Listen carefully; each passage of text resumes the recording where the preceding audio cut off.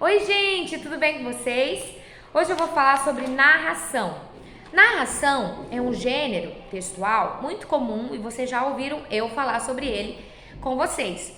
O gênero narrativo, narração, geralmente a história é contada pela pessoa que vive a história, pode ser um narrador personagem, tá? Pode ser um narrador observador, aquele que só conta a história, tá? Com voz de quem observa só a história fora dela.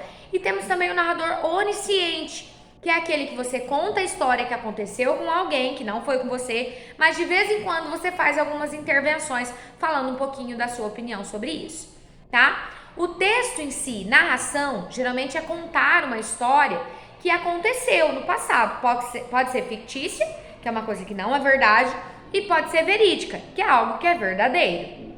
Nós temos também, é comum que um texto narrativo apresente a seguinte estrutura. No primeiro parágrafo, a apresentação dos personagens, do espaço onde acontece a narrativa, né, o lugar. Depois, uma complicação, precisa ter algum conflito, algum problema a ser resolvido, tá? E na sequência nós temos o clímax, que é o ponto de maior tensão da narrativa, onde você desenvolve tudo e aí você também deixa um suspense no ar para que a pessoa também queira ler essa história até o final, para que chame a atenção do leitor, tá bom? Nós temos também o desfecho final, que é o último parágrafo desse texto. O desfecho final é a reafirmação das ideias a partir do que já foi dito.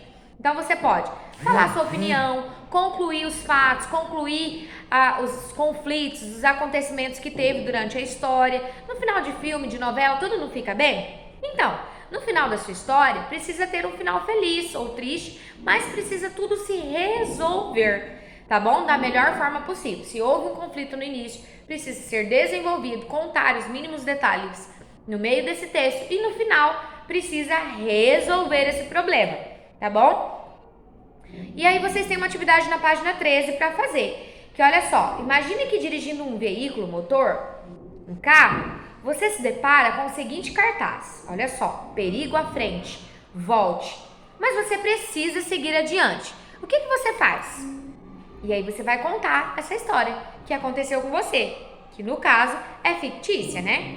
Você vai seguir uma norma padrão composta por 5 parágrafos, tá? Não esqueça de deixar 5 parágrafos, dê um título para a história e que tenha no mínimo 25 linhas, tá bom? Você vai fazer aqui na página 13 da apostila, faça uma letra bem legível, depois manda para mim para eu dar um ok na sua atividade. Viu que aqui embaixo está escrito atividade avaliativa? Então, essa atividade vale nota.